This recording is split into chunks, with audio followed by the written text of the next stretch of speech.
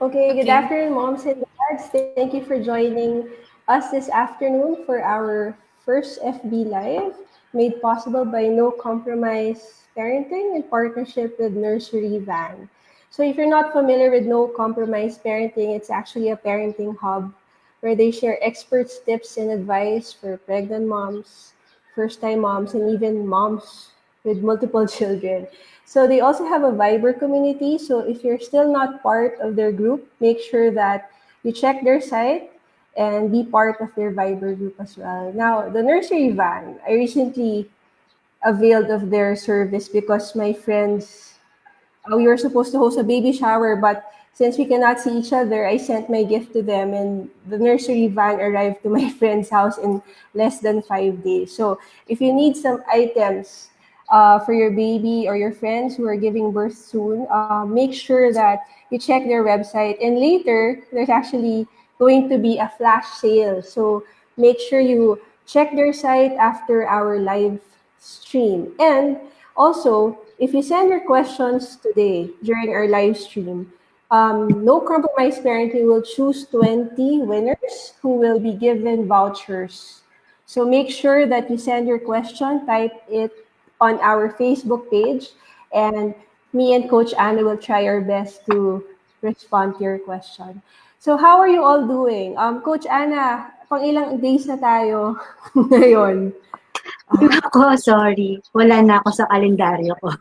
Ako rin eh. I've lost track. I asked my friend, day 40 daw, 41. Anyway, this is our new normal, right? So, something different from what we've used to. So, in spite of that, we are grateful for opportunities like this where we can still learn from each other. So, this afternoon, we'll be talking about a very important topic that fellow moms like me and Coach Anna can really relate to. And the question is, how can we keep our children active and engaged during this time? And I'm very happy to share this afternoon with Coach PT/PT Anna. Coach Anna, can you tell something about yourself? Yes, good afternoon muna po sa inyo lahat and thank you for joining us. I'm PT Anna. I'm a sports physiotherapist and I'm a mom to a 6-year-old son. For today, I'm going to discuss with you about the importance of exercise in children and we'll share some physical activities that you and your child can do together at home. Yun. Okay. Thank you. I'm excited. I'm running out of ideas for exercises for me and my kids. So I'll really take notes later. Okay. On the other hand, I'm teacher Tanya. I'll be your facilitator and host. I'm a mom, like Coach Anna. I have two kids, 5 and 6 years old, Ellie and Julia. And I have one on the way too. I'm 5 months pregnant. So, magiging tatlo na sila. Okay, good luck. Okay. So, I'm an infant and toddler specialist. So if you have any concerns about your infant or toddler, please send your questions and I'll be here to guide you and support you. Okay, so we got a lot of questions for this afternoon and we'll be flashing it on the screen. I'll be reading some of the questions that you sent. So thank you for sending your questions. You can still keep on sending them, but for now, we'll give priority to the ones who sent theirs first. Okay, so we have about 7 questions as of now, but I see a lot of are already commenting on the screen, so keep on sending them. Okay, so number one question. How can I wean my toddler from gadgets? Right, Coach Anna, no? Common question sa Yes, atin yan. common What question. type of play can we introduce? Number two question, how much gadget or screen time is acceptable for the baby? Coach Anna will discuss this later on because it's very related to physical activities. Third question, hi, ever since lockdown, it's been especially hard to get our 22-month-old away from the television. He seems to be getting bored with his toys already. So how can we reinvent his playtime? This is very related to number one question. How can we wean them from the gadgets? Number four, what are other ways we can do to help our kids talk and be more open with us aside from talking to her? Okay, so about communicating. Number 5, my kid is almost 3 but wants to play all the time. How can I establish a sit-down learning time at home? Okay. Number 6, hi, I have an almost 2-year-old nephew. Wow, tita of Manila to concerned sa nephew. I like this. Okay. Wow, nice. Best tita to. I'd like to ask if there are fun activities that can practice his social skills. I'm very worried that having less or no play dates with other kids is affecting him. True, no?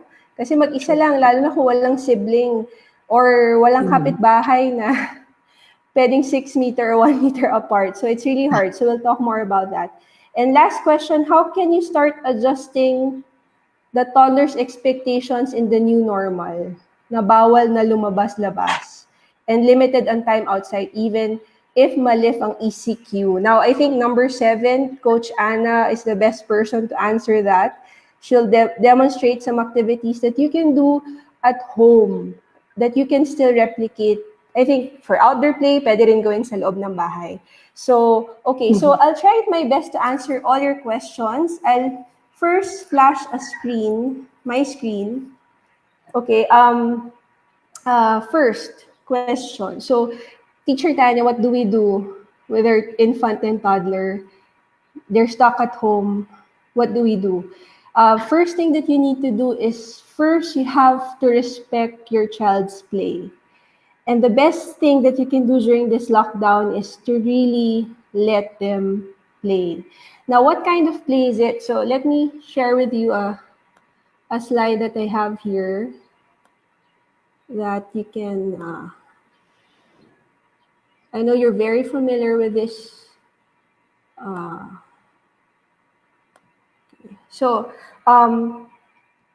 familiar quotes you've probably read online or through your favorite books that you like to read or even influencers that you follow online.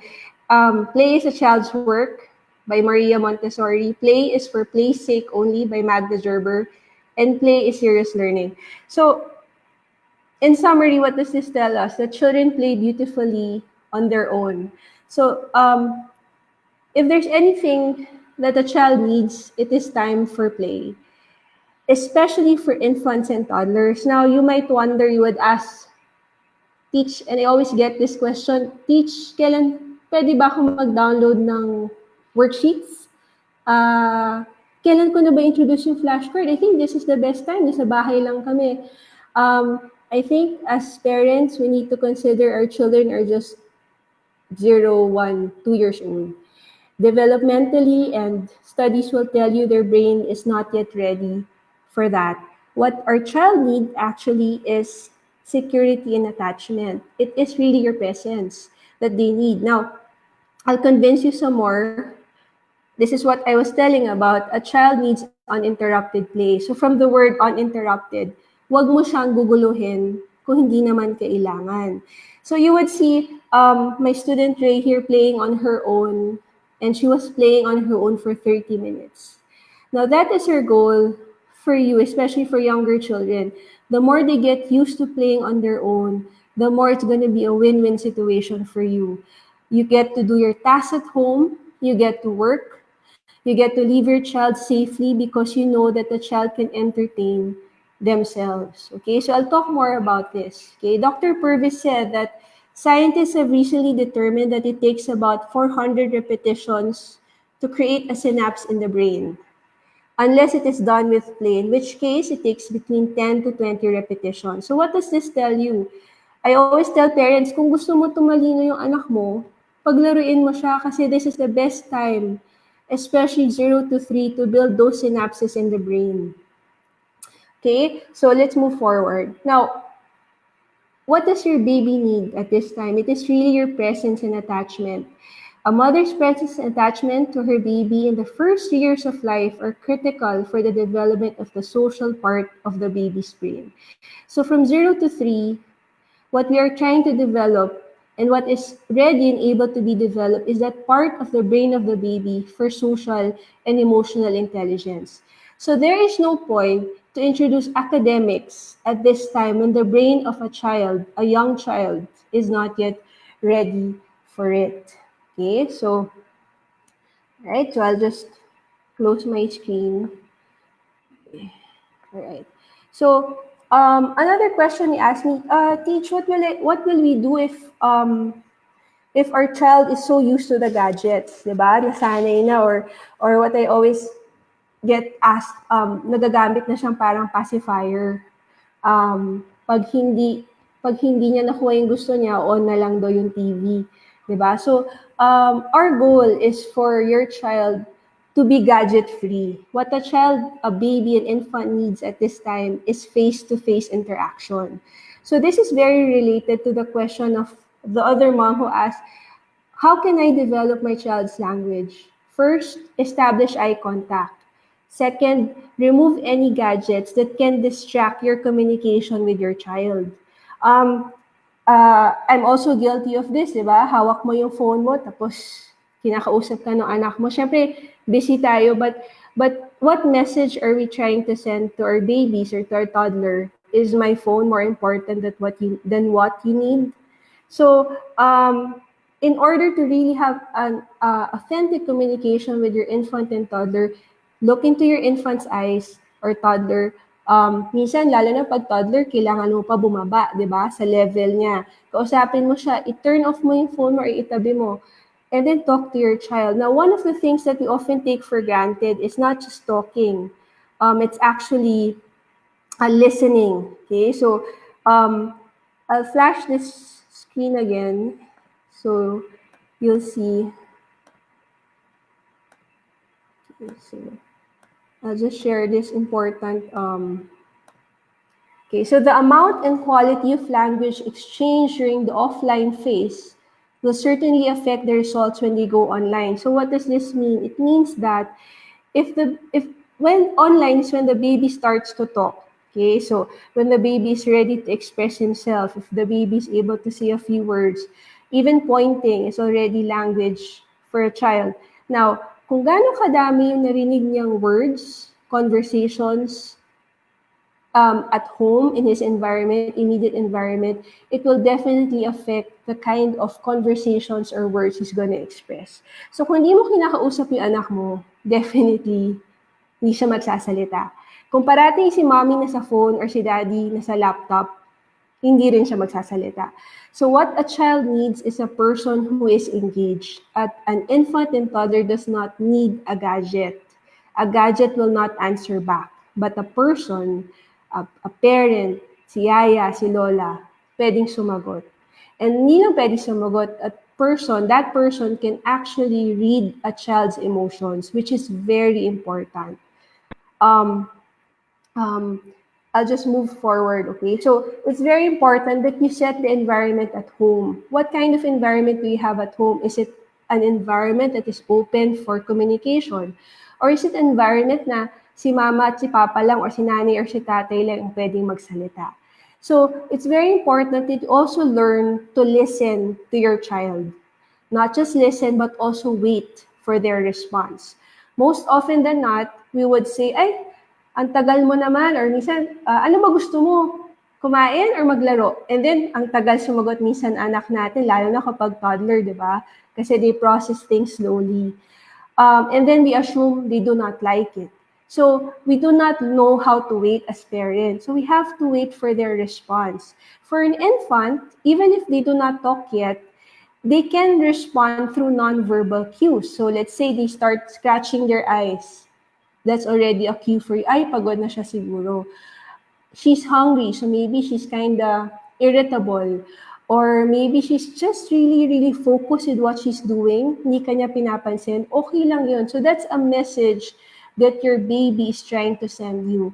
And if you don't know how to wait, if you don't know how to listen, then it's gonna be very hard for you to communicate later on, lalo na kapag nagsasalita na siya. Okay, so connected, I'll move forward. An environment, this is an ideal environment that you need to have at home, especially during this lockdown. Because hindi naman tayo nakakalabas ng bahay. Pero dahil nasa loob tayo ng bahay, we can recreate our home to be physically safe, cognitively challenging, and emotionally nurturing.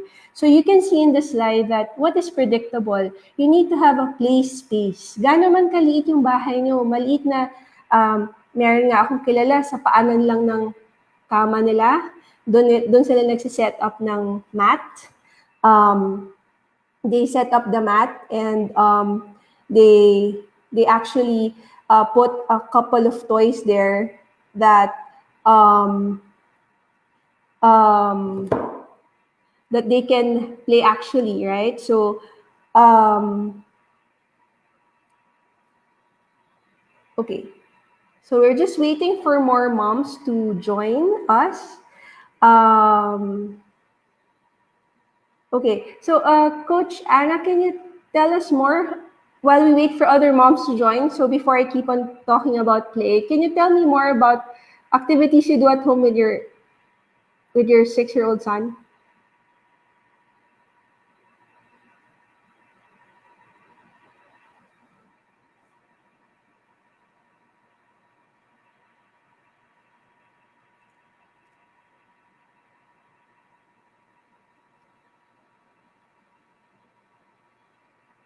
And there, naglalaro kami. Shooting lang, Mm-hmm. depensa, offense, mga ganon. And then, minsan, naglalaro naman kami ng football, pero wala kaming goal. Mm-hmm. So, gamit lang namin box.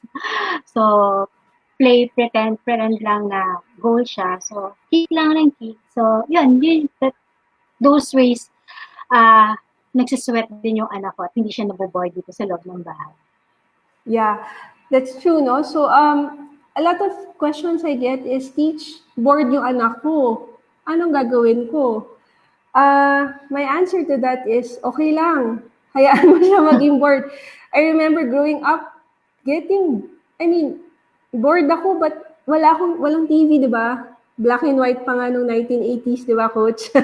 Black and white. Yeah. And then, nasa labas lang kami. And then, yung mama at papa ko sabi niya, bahala kayo. Aluin yung sarili nyo. Ngayon, iba na, di ba? There are a lot of options. And our children are really learning to be impatient. So, bata pa lang, in infant and toddlers, you would see that. And the reality is, and this is based on studies, children do not really get bored. It is us parents who project that kind of boredom. So, let's say, an infant would play with a toy. Let's say, lalo na ngayon lockdown. Teach, pareho lang yung nilalaro niya. Bola pa, araw-araw, bola lang, or box, or yung favorite car niya. Okay lang ba yun? And my answer to that is, it's really okay. It means less becomes more. A child who is bored will find ways to engage himself and find ways to play with one toy in 100 ways. So, that's what I was saying a while ago, na importante na hindi natin sila i-overwhelm sa mga gamit. Kung anong meron dyan sa bahay, sorry, hindi makalabas si nanay or si tatay, ito lang pwede nating laruin, di ba? So, I like what Magda Gerber said. She said that an active infant should manipulate a passive toy. So, ngayon, ang homework ko sa inyo is, punta kayo sa kitchen nyo after nitong live stream, tapos tingin kayo ng mga gamit na pwede ninyong ilagay sa harap ng inyong mga toddler sa play area nila. Tapos panoorin nyo lang kung paano nila laruin. I'll show you a couple of toys. We call it play objects because we believe they are objects, real objects. That's why we don't call it toys. I have here, this is very, alam ko, kailangan magtipid sa tissue, but this is a tissue tub that my children decorated. So for a toddler, syempre hindi niya kaya yung sit-down activity eh. Ang pwede niyang lang gawin is, huwag kayo magagalit kung tiner niya. So when a toddler tears this, it's actually a good thing because it's practicing the fine motor skills. So you can ask an older toddler, maybe almost 3, to decorate a tissue tub. And this is what we call pretend play. That's what Coach said. Pretend play. Ano ba yung pretend play? Gagamitin niya itong bagay na to into something else. So a child would normally use it as a telephone or can use it as a telescope. And it is limitless. My children, they can play with this toy for an hour. So sa isang oras, ang dami ko na nagawa. Nakaluto na ako, nakaset na ako ng table, nakawash na ako ng dishes. So this is what an uninterrupted play is. It allows you to trust your child to play on their own without you being a helicopter parent. Now, another toy I recommend for babies is this is ano ba tawag dito? Basin. So this is a basin. This is, you can start exposing this to infants, young infants, 6 months old, 3 months old, and you will be amazed how they will play with this. So if you have a plastic one, okay lang din. But I also like the stainless kasi sometimes they turn it into a musical instrument as well. Another one that I also like is a strainer. So siguro lahat naman tayo meron sa bahay nito. So watch how they will play with this. Now, don't model it to them. Anak, ganito dapat ha. Hindi ganon. That's not uninterrupted play. Uninterrupted play is you show it to the child and watch how the child will do it. Another thing that probably have is a basket. So this basket, I just put it out and then I put a scarf o yung lampin. And then I just watch how they'll do it. Sometimes they make it into a hat. Sometimes they put it on your head. So that's actually a kind of play that I do with the babies in my class. You can also have a ball of different textures. This is so fun. Ano ba tawag dito? Sorry, I forgot the term. But pag naglalaba kayo, sama niyo yung toddler nyo, tapos bigyan nyo rin siya ng batsa, lagyan nyo ng tubig, lagyan ng bubbles, lagyan nyo ng ice, and then let your toddler play with this. And if wala kayong ganito, like a water bottle, pwede rin. Okay? I have a spoon, a wooden spoon or a plastic spoon or a stainless spoon that I also let my toddler play with. Don't worry if they will put it inside the mouth. Make sure it is clean. I also have the only one, I think the most expensive I have is just the block, a wooden block. So any blocks that you have, watch how will they create it. Recently, dahil konti lang yung blocks namin, rocks, I let my children play with rocks. Of course, a toddler might put it inside the mouth, so medyo kailangan bantayan ng kaunti. So these are all the play objects that you can find in your kitchen, and you will be amazed. Mas gusto pa nila yung mga gantong laruan kesa yung nabibili sa mall. I'm not mad at, I'm not saying don't buy sa malls, but I'm just saying less becomes more for an infant and toddler. Another thing is a basket and a ball that you can actually play with. So this is uninterrupted play. Do not interrupt an infant or toddler if ayaw niya. Ibig sabihin, if busog siya, if busy siya, if hindi ka niya hinahanap, it means okay siya. Alright? So sometimes the reason why a toddler infant becomes clingy, it's because you're always there. Okay? So sometimes you need to move away from a bit and say, anak, dyan ka lang ha, dito lang si mama. And then eventually your child will get used to that kind of environment. Okay, so the best thing is before you set up a play space or a play area or let your child play, make sure hindi basa yung diaper, busog siya, okay yung nap niya, para mas hindi siya ganun ka-clingy or needy. Okay, so question about gadgets. Okay, so we want to say hi to all our commenters, Coach Anna. Thank you for watching. We have somebody watching from Saudi Arabia. Wow, thank you. Hello po. Yes, it's called the funnel. Thank you. Yes, so thank you for all our followers watching. Thank you po. Please send your questions. Okay, okay, so let me repeat our intro, okay? So I want to introduce to you Coach Anna. Coach Anna, please introduce yourself and what you actually do. Hello, I'm PT Anna po ulit. I'm a sports physiotherapist. I'm a mom also to a 6-year-old son. I'm into football, yung hawak ko ngayon. But before that, nakapag-handle naman ako ng different types of sports team. So, ayun, for today, set aside muna natin yung mga teams.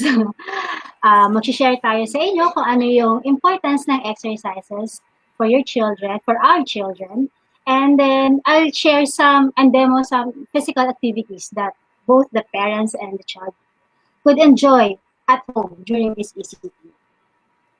Okay, thank you, Coach Anna. A fellow mom also, no? So, I'm Teacher Tanya naman po.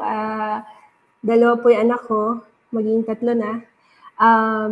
So, ang specialization ko po ay infant and toddler. So, kung may tanong po kayo about infant and toddler, pero non-medical po, please send your questions and I'll be glad to support you with your questions. Okay, so I have one more question here. My 11-month-old tends to put anything she plays with in her mouth. Is it okay while she plays? So I just said a while ago that you cannot stop a child from putting anything into the mouth, lalo na kung infant and toddler. Ang mangyayari, mapapagod ka lang nakakatanggal. So the key or the tip is to put out toys that are safe there. And make sure that the play area, kung saan niyo po siya ilalapag para maglaro, ay safe. Ibig sabihin, yung mga outlet, naka-cover siya. Kasi alam niyo naman po, ang infant at toddler, mahilig. I'd like to call them very creative. They will really find something that they like. Kahit saan mo ilagay, hahanapin nila yan. Or minsan yung light, di ba? Papatayin, bubuksan. So, you have to change your mindset. Imbis na sabihin mo, ang kulit-kulit na anak ko, ang gulo-gulo-gulo, you have to see, oh, ang anak ko pala very creative. Ang galing na anak ko, kaya niya mag-explore. So that's how you should change your mindset because young children love to explore. Even if they get older, kahit 6 or 7 or 8, the kind of exploration changes. But they're very active and they like to explore.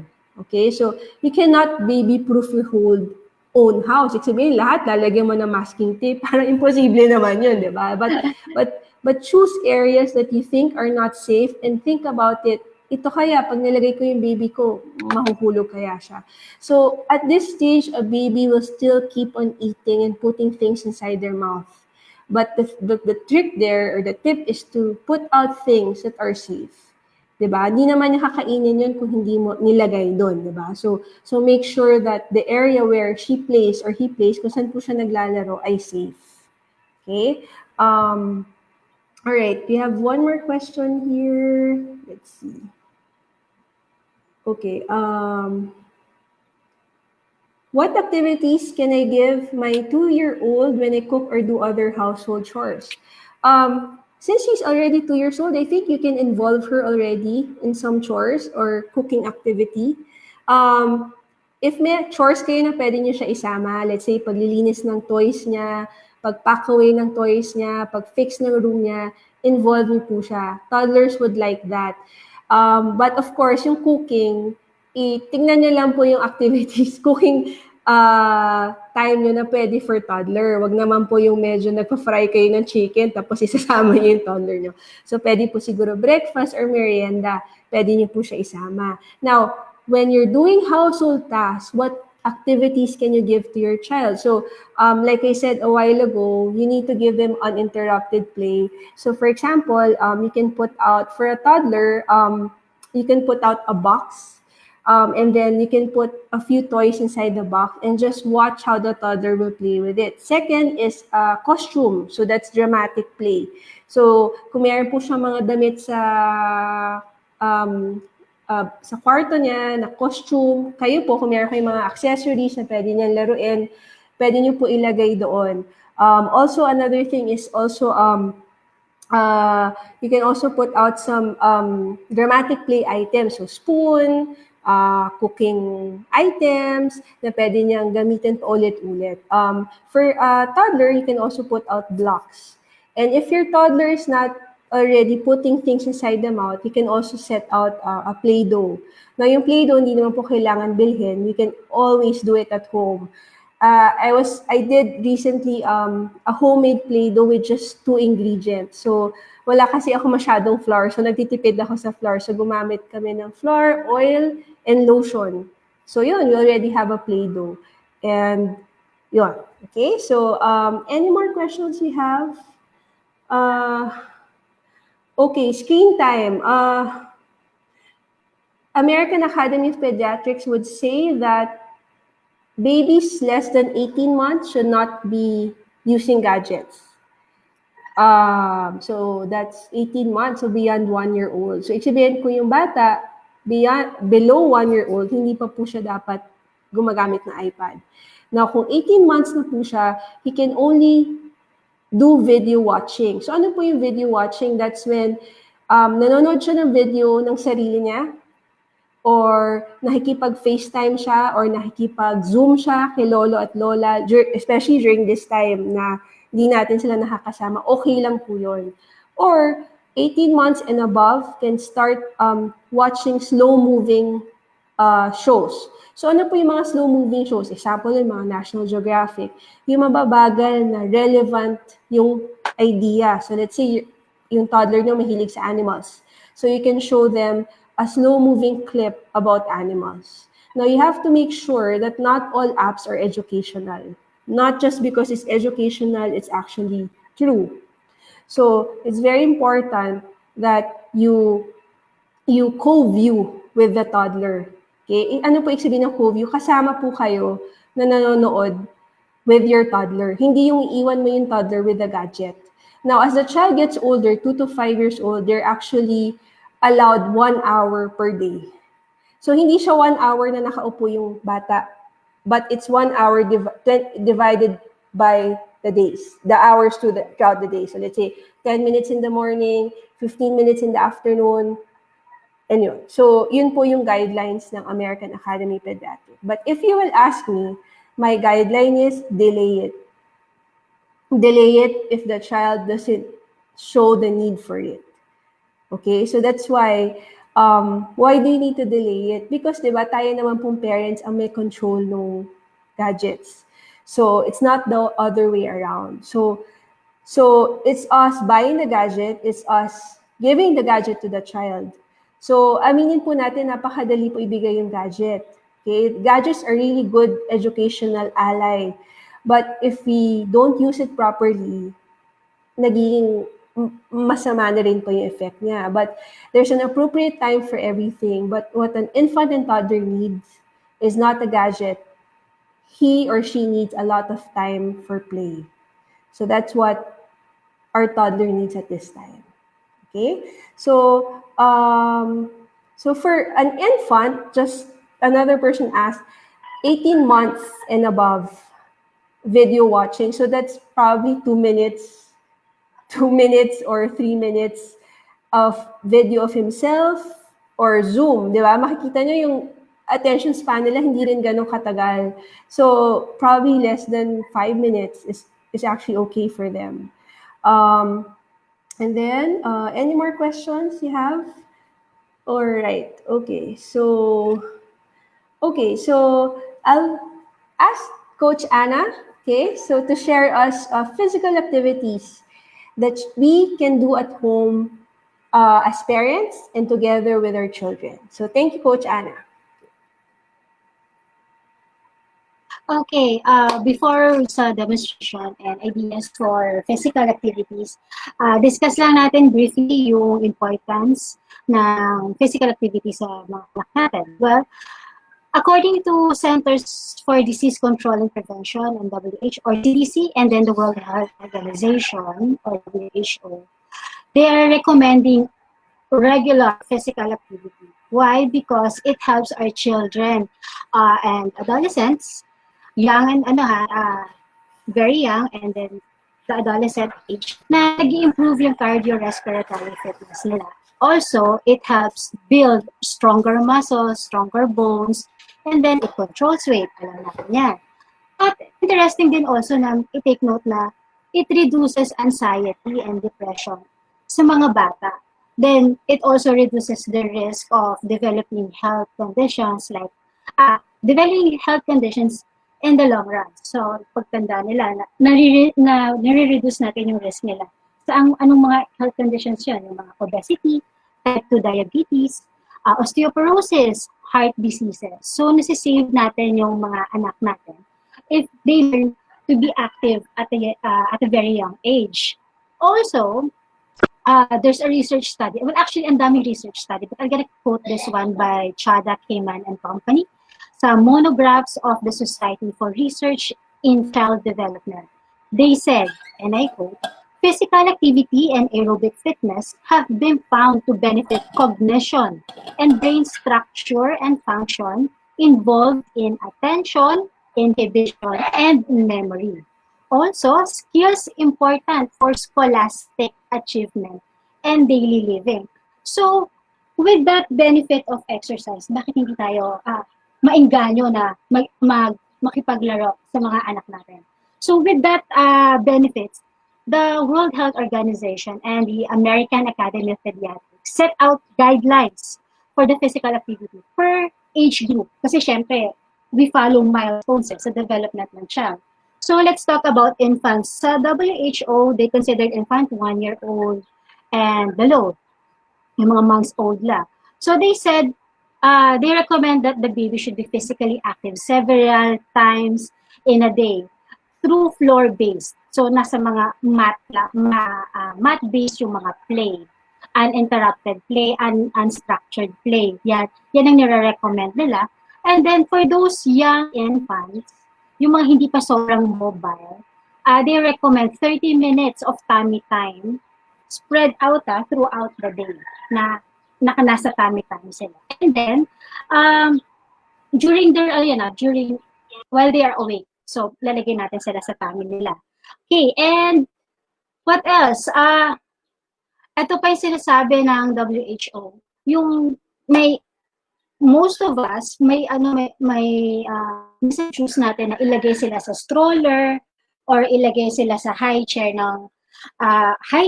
or ikinakabit natin sila yung sa likod natin or sa harap para makagawa tayo ng mga chores natin. WHO doesn't recommend that for more than 1 hour. 1 hour or less, okay lang po. Kasi dinidefine natin yung movement na dapat nilang gawin kung lagi natin silang nakastrap. So, yun po. And then, regarding screen time for infants, it's not really recommended. Instead, they're encouraging us parents or caregivers to engage in reading and storytelling. Okay, a little note lang for sleep time. WHO says 0 to 3 months should be 14 to 17 hours. And then for 11 months, it ranges in 12 to 16 hours. Okay po? So, yun. Ganun din po si American Academy of Pediatrics regarding sa infants. So, let's go for children or toddlers.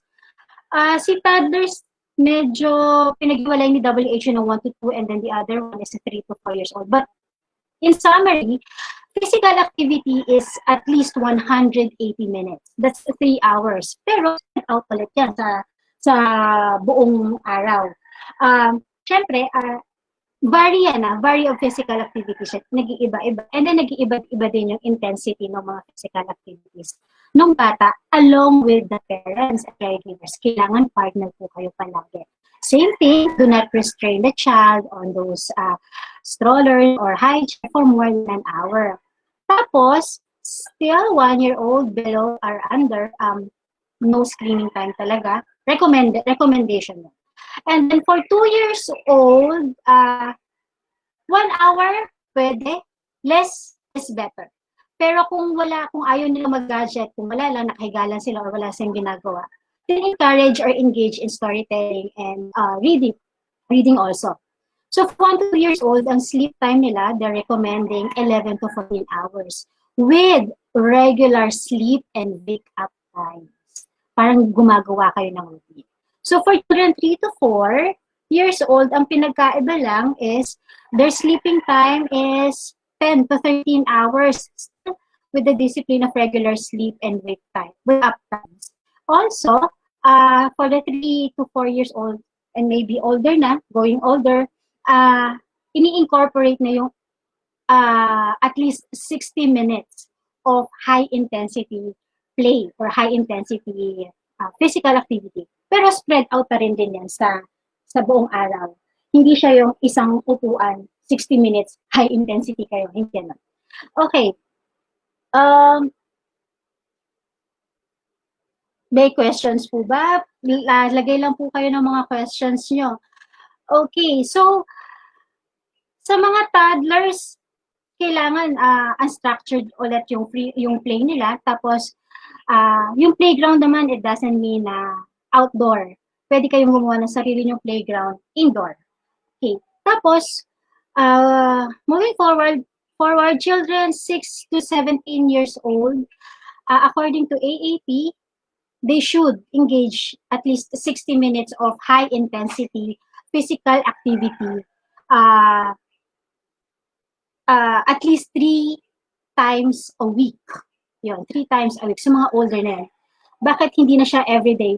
Because binibigyan na natin ng time for the muscles to recover for the high intensity physical activities they did. Especially yung mga 10-year-olds and above nyo. Yan, pwede na kasi silang mag-physical, high intensity or vigorous physical activity. Okay, so with those guidelines, yan, gawin natin yung mga physical activities. So I'm gonna demo some para malaman natin sa mga age appropriate, mga intensity. Pero makikita rin nyo rin naman kung gaano ka-hyper yung mga anak ninyo, kung hanggang saan sila. Pero syempre, yung safety pa rin nila, yung priority natin, pero not limiting to what they can do to move around. Okay? So, walang requirement kung malaki yung space or maliit yung space. Ang requirement lang, maging creative lang tayo, isipin lang natin na para sa anak natin to, and at the same time, para din sa atin to. Kasi pag masaya tayo at nakakapag-exercise tayo, tawa na tayo ng tawa with our kids, nagiging healthy din tayo. So, it's a win-win situation. Okay. Let's start with children 5 years and under. Ano yung mga examples ng mga exercises nila? So, I'm gonna give mga 4 categories. So, chasing and running. So, chasing and running, ito yung mga tag games nyo o yung mga chasing around games nyo. Takbo lang kayo ng takbo or pwede namang yung bata, hayaan nyo lang siyang tumakbo kung gusto nyo tumakbo mag-isa. Pero kung gusto nyo involve kayo, yan, taya-tayaan kayo. Paano pa natin? Maraming mga types ng mga tag games or it games. For example, in the 4 pieces of paper, sulat nyo doon, example lang po ito, pero you can create others. Pwede nyo sulat, I love it, I like it, I haven't tried it, I don't like it. So, yun, yung 4 na papers yung spread out nyo yun sa space na meron kayo, and then, you instruct, may isang taong it. Yun, pwede yung bata or pwedeng ikaw, it. And then you just say, let's talk about food. Sasabihin ko, apple. So, ano yung paano magiging reaction at is that, yung bata, o kung sino man yung mga kalaro nyo pa doon, regardless of age siya, pwedeng si yaya, pwedeng si daddy, si cousin, yan, lahat kayo involved dyan. Pag sinabi kong apple, how do you feel about the apple? Do you like it? You haven't tried it? You don't like it? So, pupunta kayo dun sa mga bases na yun. So, while everyone is running towards that base, yung it, magtatag siya ng tao para siya naman yung maging it.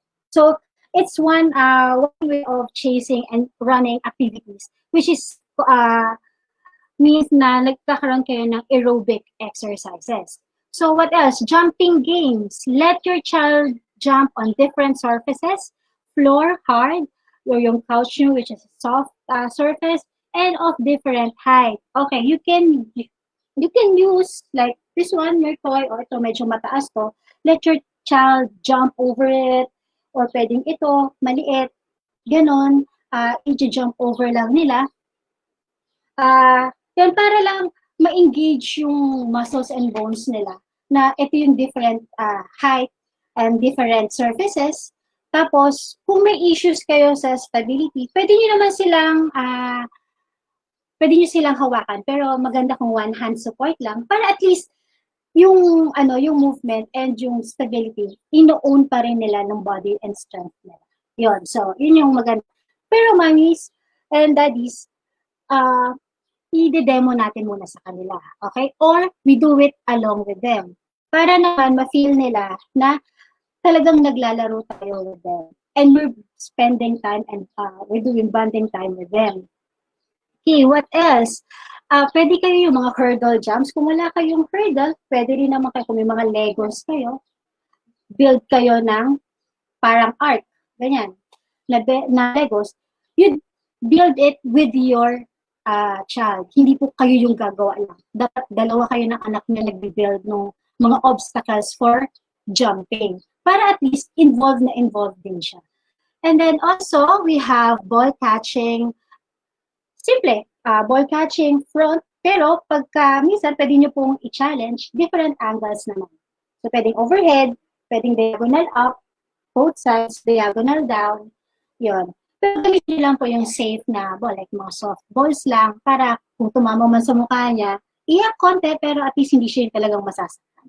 So, ball catching, plus pwede nyo rin po siyang i-twist, like pagka catch niya ng ball, kunyari may target kayo yung sinet, oh, baby, throw the ball on the yellow paper. Oh, kung nakaka-recognize na ng colors, din maganda i-recognize. Or pictures. Mag-set kayo ng mga pictures around. Pagka-catch niya ng ball, pili siya. Oh, to the jumping rope. Oh, this is for the 3 picture. Mga ganon. Para aside from the physicality, na work out din yung brain natin. Okay? So, 5 years old also, pwede na rin po kayong mag-balancing exercises there. Balancing exercise, kailangan nyo po rin gawin yan ha, with your kids. So, demo, pwede nyo pong gawin yung mga stork stand or standing one leg lang, ganyan lang. You stand in one leg, o sabihin nyo, baby, patagalan tayo ni mami kung gaano katagal tayo in one leg. Or, may other option, like, walking in line, scotch tape, or masking tape ididikit nyo po sa floor. And then, demo nyo po muna, like, yeah. Demo nyo, mag-walk kayo ng ganyan. I-imagine, ganyan. Yeah. Or, pwede po yung ladder bridging. If you have ladder na pwedeng i-stretch na flat, lagyan nyo lang po ng unan sa ilalim, and then let the child walk on that ladder. Kung walang ladder, pwede naman matibay na stick or kahoy, nakakayanin yung weight ng bata at saka ikaw, if ever, kung gusto niyo pong i-demo. So, lakad ulit doon. So, it promotes balance din po. Tapos, hopscotch, yung piko. Pwede po kayong magpiko sa loob. May maraming isang piko. Yung conventional, yung isa, dalawa, tapos isa kuha ng to or ng ano.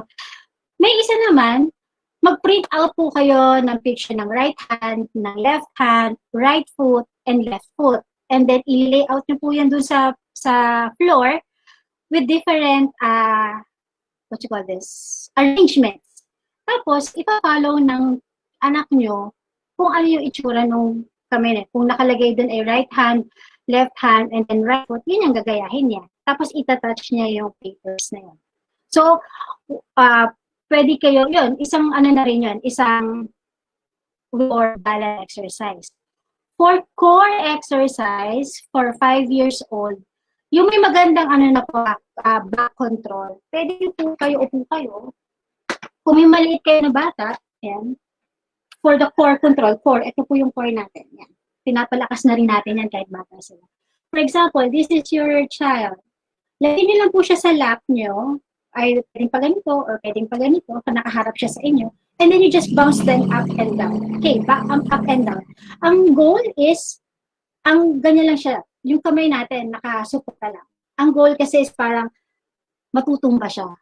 And then yung reaction ng anak natin is, itatry niya talaga yung best niya na hindi siya malaglag dun sa lap niyo. Gagawin niya lahat. So, kahit nagganlang po yung activity niyo, meron na kayong na-achieve na strength or physical activity na nag-i-improve sa strength ng anak niyo. Okay? Sige po. So, yun po yung mga samples lang po ng mga 5 years old. Yung mga high intensity, kunyari nagtatakbuhan kayo, habaan nyo lang yung time ng pagtatakbo or pwedeng may uphill, pwede nyo silang pag tumatakbo, aakyat sila sa couch nyo, pero habulin nyo kaagad para baka maglog or bababa sila.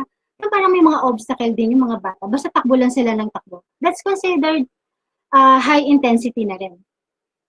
Okay, for children 6 years and older, okay, we have animal exercises. Okay, wait lang. Tatanggalin ko yung headset.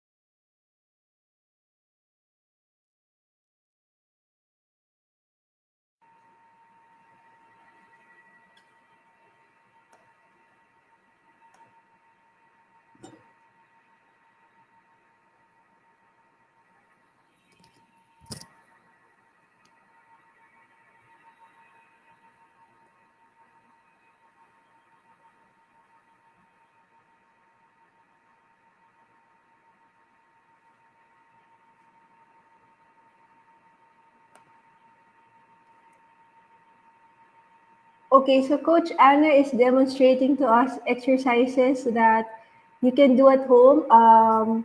She's actually demonstrating what you call, um, these are some exercises, like core exercises. Um, I think, Coach Anna, I think you need to wear your earphone so they can hear you well. Yes. Medyo struggle lang kasi you're demonstrating, but ayan. Thank you.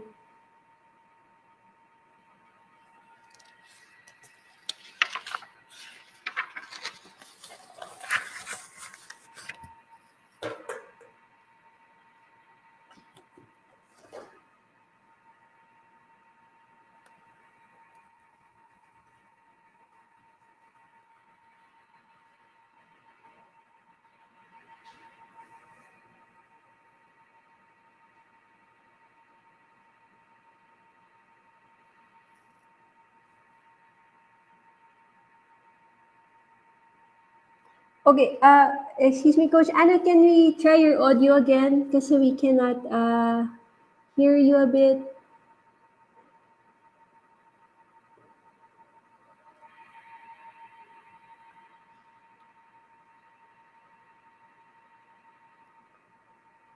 Okay. All right. So Coach Anna is demonstrating to us an example of an animal exercise. Um, let's see.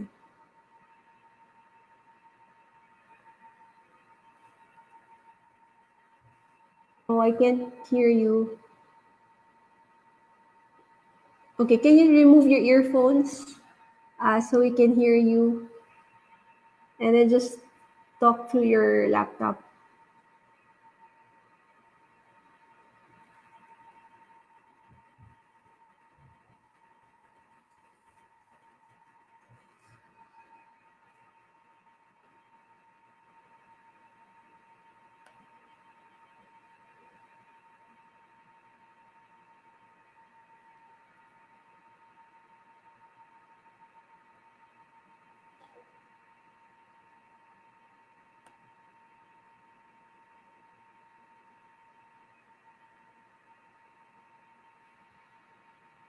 Okay, so while we're fixing our audio, you can still send your questions.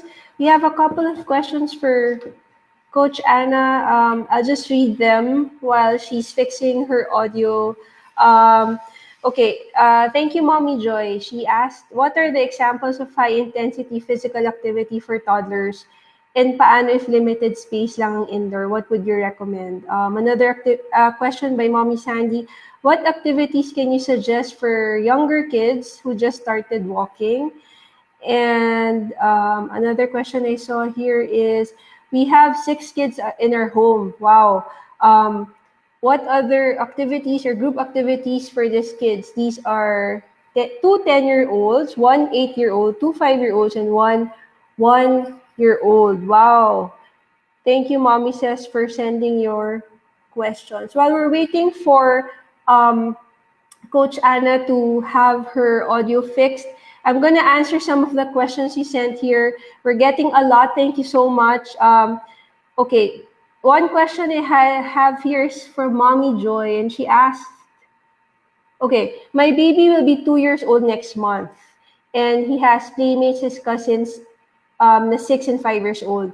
Do I really need to expose him now with sit-down learning like ABC and counting? Or enough na ba na he can play with his cousins without structure? So thank you, Mommy Joy. Wow. Your toddler is blessed to have playmates and cousins because hindi lahat merong makakalaro during this time. And there's also another question we have, paano kung mag-isa lang yung anak sa bahay, no? That will be really a struggle. Now, my answer to that is yes. Playing is enough. Playing with the cousins and playmates is already enough. Why? Because for a Hello? 2-year-old, the brain is not yet ready to grasp academic skills. I'll flash on my screen later on. Maybe I can flash it now while we wait for Coach Anna. Hello? Okay, wait, hold on. Okay, Coach Anna, are you there? Yes, I can Okay, we're hear you. waiting Pero for. na po akong Okay, audio there. niya. Okay, she's back, and then she can continue demonstrating to us exercises. I think we left off with animal exercises. This is really fun. Okay, so Yeah, we'll wait animal for Coach exercise. Anna. Okay, all right. Hello? Ayan, Okay, okay. there she is. So, animal Thank you. exercises, Okay. yun. Yan. Okay. So, yun, ako nakita yung crouching tiger. Then, you have your frog jumps. Wait lang, tanggalin ko lang aking, Okay, frog jumps, you just have to do this. And you just have like that. And so, that's your frog jump. And then, your crab walk is like this.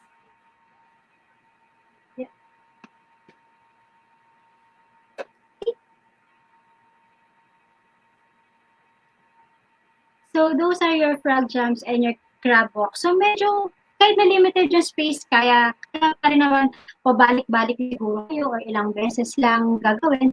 That could be a good moderate to high intensity exercises. What else? For the 6 years and older, you have your obstacle courses. Pwede kayong, maraming mga stations, yun.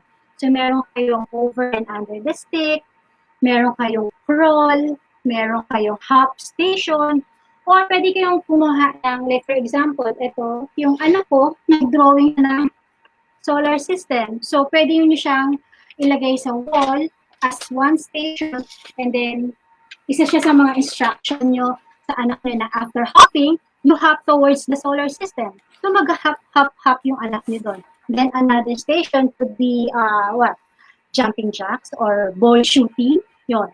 So, yung over and under the stick crawl, hop, sige. Didemo ko po, tanggalin ko lang yung aking headset. Okay.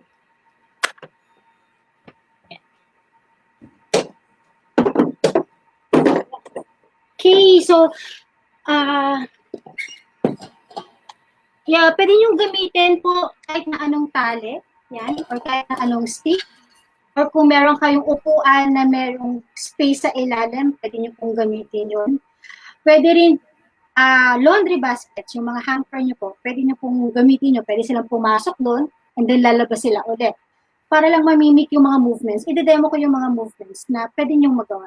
Kasi may mga boxes, yun. Marami pong pwedeng gawin. Kaya hindi nyo kailangan ng maraming toys. Gamit lang po sa bahay. And then, pwede rin po yung box nyo, butasan nyo, para maging tunnel. Or, this one po, tela. Tela lang.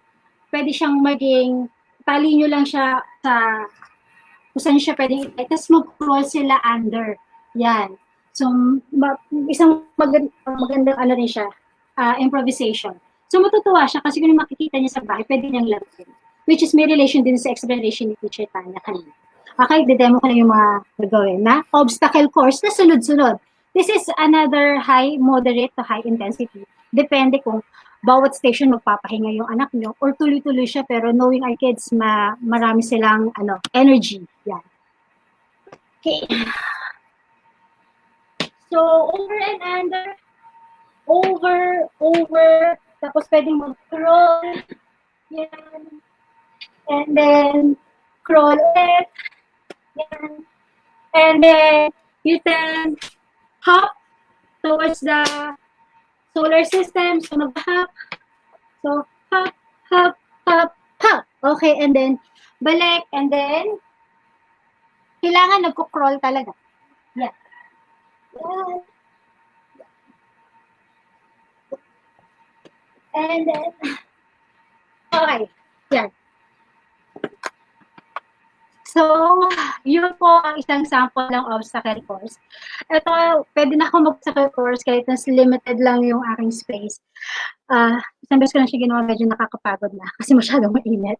So, ayun. And speaking of that, na masyadong mainit, sa lahat ng mga play nyo with the kids, lalo na kung nagsusweat sila, please keep yourself and your children well hydrated. Okay? Kung walang kalaro yung anak nyo, kung nag-iisa lang siya, kayo po yung magsuserve as kalaro. Kung meron kayong medical condition, hindi kayo makapaglaro sa kanila vigorously, then marami rin pong mga kinds of play na hindi masyadong high intensity. Or pwede naman, you talk to your child, sige nga, kaya mo bang gawin to? Challenge them. Kaya ba itong gawin? Andito lang ako sa tabi mo to supervise or to see if you're doing it correctly or para maging safe ka. So, mga ganun yung mga conversation natin sa kanila. Okay, so 6 years and older, they can do core exercises already. Paano yun? Pwede silang mag-plank. Regular plank na natin. Pwedeng plank on hand, like that. Yan. Or, kung meron kayong bola, yung malaking bola, gym ball, pwede silang pahigain nyo lang sila doon. Yan. I-roll nyo lang sila. Ganon. Forward and back, side to side. Yan. Pwedeng standby ka po, yung kalaro niya, siya yung mag-rock forward and back, side to side habang yung isa nakahiga. And then alternate sila. So, core yun, core exercises na rin po yun. Plus, pwede rin po yung yung mga bridging. Nakahiga po kayo. So, wait lang po Demo ko lang po. So, bridging. Ayan. So, taas lang na. Or, you can put your toy in between.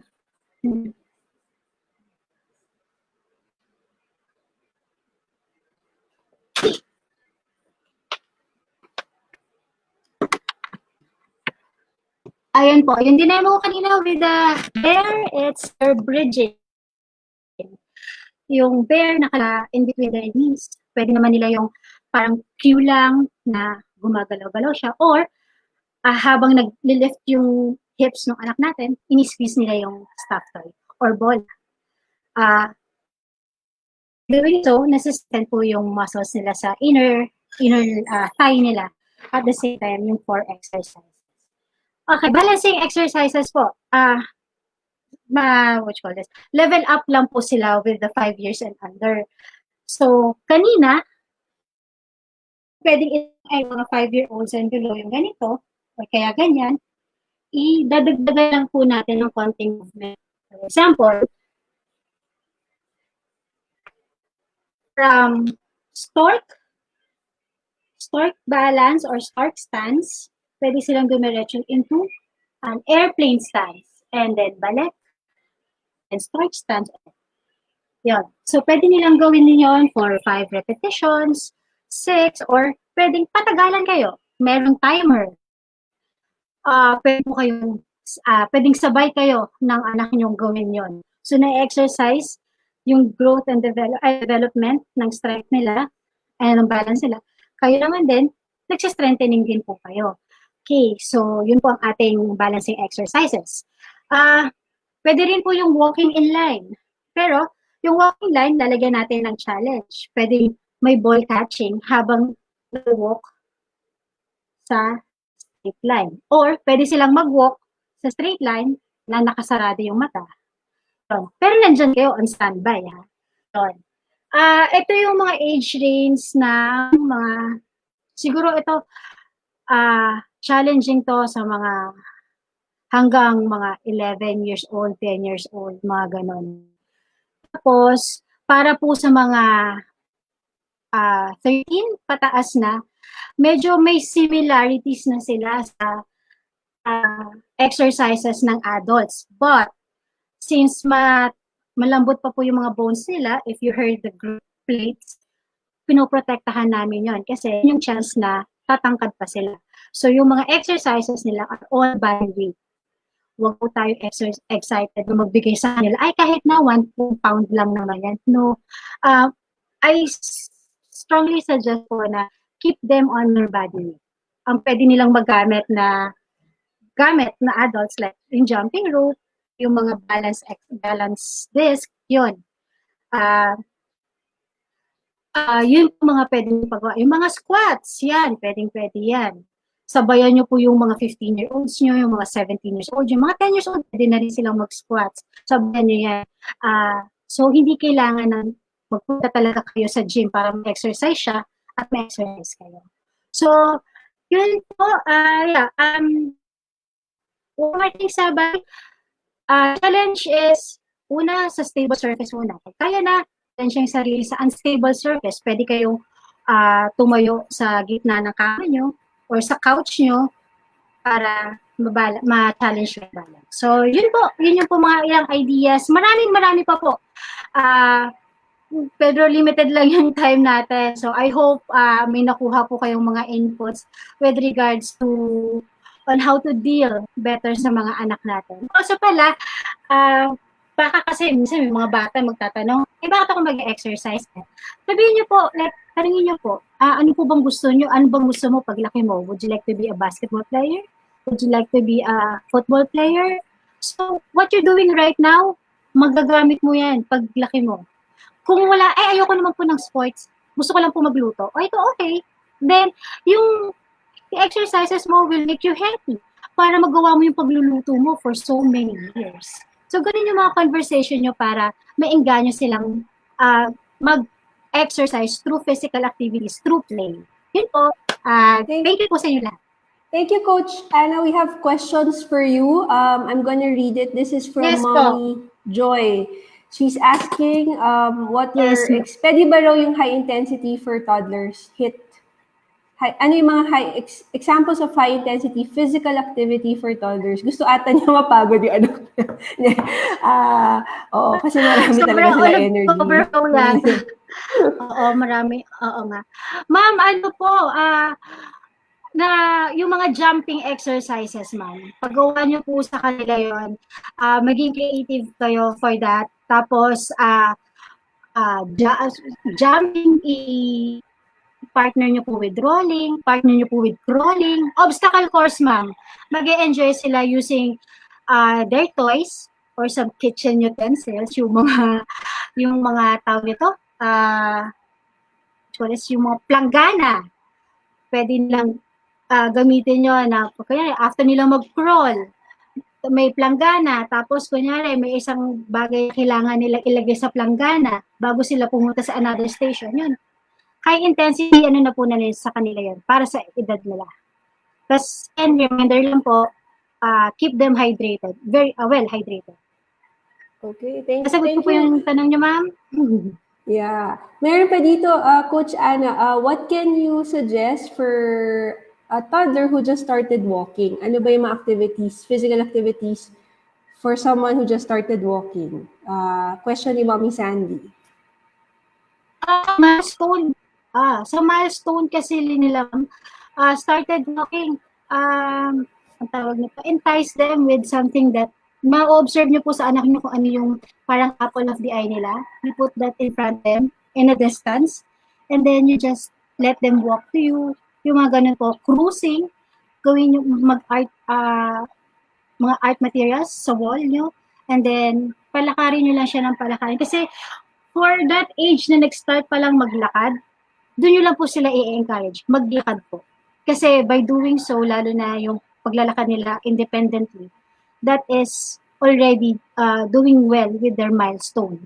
Huwag po natin, may guidelines po tayo sa milestone. Alam po naman po, diniscuss nyo yan ng mga, ano nyo, pediatricians nyo. So, we can be ahead of the milestone, pero we shouldn't push them out of their milestone age. Yun lang po yung sa akin. Thank you, Coach Anna. And the last question from Mommy says, she's asking, she has 6 kids at home. Grabe, 6. Hindi ko kaya yun. Can you please share, ano daw pwedeng group activities? Yes. Kasi multiple age sila. May 10-year-old, 8, 5, Yes. 1. Meron bang mga group activities? Okay. Si Juan, pagbibigyan muna natin siya na or parang saling pusa. Yung mga olders natin, ipa-partners natin sila sa mga young ones. Tapos, gagawa tayo ng game or ng relay or relay station or relay game. Partners yung matanda sa mas bata sa kanila. Si 1-year-old, saling pusa lang muna. And then, like, kampihan sila. Then, pero as you discussed, then dapat they should learn the value of helping each other, not only their teammate, but their opponent. So, yun, parang egg race, pwede po yun. Hindi kailangan nasa bibig yung kutsara at saka itlog. Pwedeng hawak lang sa kamay. Tapos mag-race sila. May marker lang kayo. Para malagyan ng konting challenge, maglagay sa gitna, marker 1, marker 2, marker 3. Pagdating sa marker 2, mag-change. Kunyari, ang egg race po ito, yung kutsara nasa right hand, ililipat sa left hand. Tapos, i-continue hanggang sa makapunta sa third marker and makabalik sa first marker. Pwede po yun. Medyo light intensity lang siya, pero it will develop their sense of helping each other, yung sense ng diskarte, fine motor, their balance, their patience. So, marami pa rin po kayong na-achieve. Mga ganun po. Okay, thank you, Coach Anna. Iba pag 6 kids, no? Ang saya. Okay, so thank you for sending all your questions. We'll be mentioning the winners for the voucher. So we're just collating all the parents who sent their questions. Thank you so much for sending your questions. We have about 15 minutes left. If you still want to send some, we'll be glad to answer them. I still have 5 questions unanswered. I hope I can still answer them. Okay, this is a question sent by Mommy Enister. Okay, my 2-month-old holds up his head na sa tummy time. What else to do para hindi siya mabore? Usually 5 minutes lang siya, okay sa tummy time. Tapos iyak na. Should I do activities for my 2-year-old and 2-month-old together or separately? Okay. First, I'd like to address the tummy time. I know, for us who are practitioners of RIE or respectful parenting, we actually do not recommend doing tummy time for infants. What we recommend is we put the baby on their backs. Because when the baby, pag yung baby po nakalagay sa back, mas maraming movements to. If I have more time, I can explain more about it. But if you have time, please check Dr. Emmy Pickler. Dr. Emmy Pickler is the pioneer for motor growth development for infants. At doon po niya sinabi na ang baby kailangan po ay nilalagay on the back. Kasi po, mapapansin niyo pag nilagay siya sa tummy, hindi siya masyado makagalaw or nasa-strain yung neck. So, this is our recommendation. So we recommend that you put your baby on the back. And you would see in the pictures of my PowerPoint kanina, makikita niyo po yung mga baby nakahiga nasa back. At dahil dun po, mas mabilis sila nakakagalaw ng iba't ibang movements. Now, iba po ang age group ng 2-year-old sa 2 months old. So, iba po yung needs nila. Ngayon, since siblings sila, and I think the 2-year-old is already old enough, you can play with them, put them together in one room, especially since yung 2 months old nasa crib naman siya or nasa floor, and yung 2-year-old napapagsabihan na sila. So, I would suggest na you can have a time together, maybe reading a book together. Pwede po magbasa ng book. Kayo po yung nagbabasa ng book and then andun po yung dalawa niyong anak with you, beside you. Separately, of course, you need to have a separate activity with your child. Okay? So, ang 2-year-old, iba po yung needs ng 2-year-old sa 2-month-old. So, importante po na nasisense po na anak natin na meron silang one-on-one attention and bonding with you. So, siguro within the day, pwede nyo po i-schedule yung araw nyo na meron kayong time na kayo lang po with your infant. Siguro po, pag nagpapalit kayong diaper or pinapaliguan nyo siya, or pinapatulog nyo po. And also another separate activity with the 2-year-old. Now, things that you can do together, maybe you can ask help from your 2-year-old. Anak, pakuha naman yung diaper, tuturuan kita paano palitan ng diaper yung kapatid mo. Gusto mo tumulong sa akin magpaligo, o papaabot mo lang yung tabo o yung shampoo. So, meron po mga activities na pwede niyo pong gawin together with them, at also schedule activities that you will do with them one-on-one. Kasi hinahanap po yun ng mga anak natin na undivided attention. Okay, so next question is from,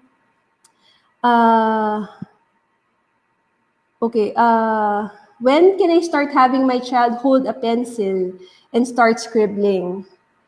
Okay, the activities that Coach Anna mentioned, these are all physical activities that will build not just the big muscles, but also the small muscles. And makikita niyo po yung mga activities ni Coach Anna are playful activities. And these activities are the best foundation for later on academic skills. May it be writing, may it be cutting. So we need to develop first the big muscles, I believe, through play, and then eventually we go through that small muscles. Now, yung writing po at saka yung scribbling, cutting, yung mga fine motor skills, darating po yun eventually kapag mas na-develop na po yung core muscles ng mga anak natin. Ang pinaka hindi po maganda yung pinipilit po natin sila maghawak ng pencil kapag hindi pa sila ready. So ang best way to really prepare your child is through play. Pag nagpe-play sila sa water, nagre-play sila sa Play-Doh, pag tinutulungan nila kayo ibalik yung mga laruan nila, that's actually building their muscles already, small muscles. So, those academic, siguro fine motor skills will come later on when your child is able to really be more confident already, and play builds that confidence. So, for example, yung mga anak ko po, hindi ko po sila tinuruan magsulat. Ang ginawa ko lang po is, naglalaro po kami ng piko sa bahay. So, nagsusulat po kami ng chalk sa floor, sa sahig. So, dun po nabibuild yung big muscles nila. Eventually, mas ready na po sila maghawak ng pencil. Pag kumakain po sila, nung baby po sila, hinahayaan ko po sila humawak ng pagkain. So, okay lang na ginagamit yung kamay pag kumakain. Hindi po namin sila sinusubuan. Kasi pag sinusubuan po yung baby, hindi talaga madidevelop yung mga maliliit na muscle sa kamay. So, hayaan niyo po maging independent yung anak niyo sa pagkain, sa paghawak ng mga gamit. Ang term po natin is, we need to give them just the right amount of help. Pag sobra natin tinutulungan, hindi po sila matututo. So, self-care, self-routine or self-care sa pagligo, ano ba yung mga pwedeng gawin ng anak ko, nakakayanin niya para ma-build yung muscles niya. Sa pagkain, sa pagligo, sa pag-ayos ng mga laruan, sa pagbihis. Diba? So, baka kaya naman niya ilagay yung t-shirt niya. Baka masyado ko naman siya tinutulungan. Diba? So, ito po yung mga activities na pwede po natin gawin sa bahay na to really build those small muscles. Okay? Okay, when can I start having my child hold a pencil? When he shows the interest. Wag po natin pilitin kapag hindi pa ready. Ang nangyayari is, pag pinilit, nagsasawa ka agad, di ba? Marami po ako napansin ng mga estudyante ko na gano'n na maaga pinilit, tapos ayaw na. So, wag po natin pilitin. Kapag tinanong niya, Nay, ano po ba to? O, then you can start introducing, pencil yan. Ganito yan gamitin. Pero, wag mo po pilitin kung hindi pa po siya interested. Okay? Okay, another question. What are your thoughts on putting babies in a play fence? Does it restrict them from exploring? Actually,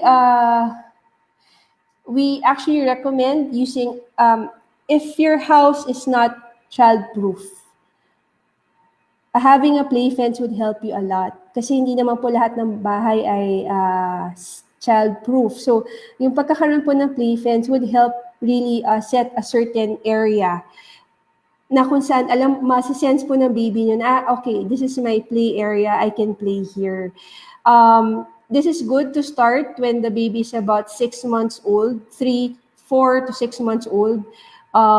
And then you put, pag sa play fence po, lagyan nyo rin po siya ng ilang mga gamit na pwede po niyang i-explore, mga 4 to 5 objects. And then, you can start doing that, especially if meron kayong ibang mga task sa bahay. Kailangan nyo magluto, kailangan nyo po magtapos ng work. So, andun lang po siya sa pre-fence.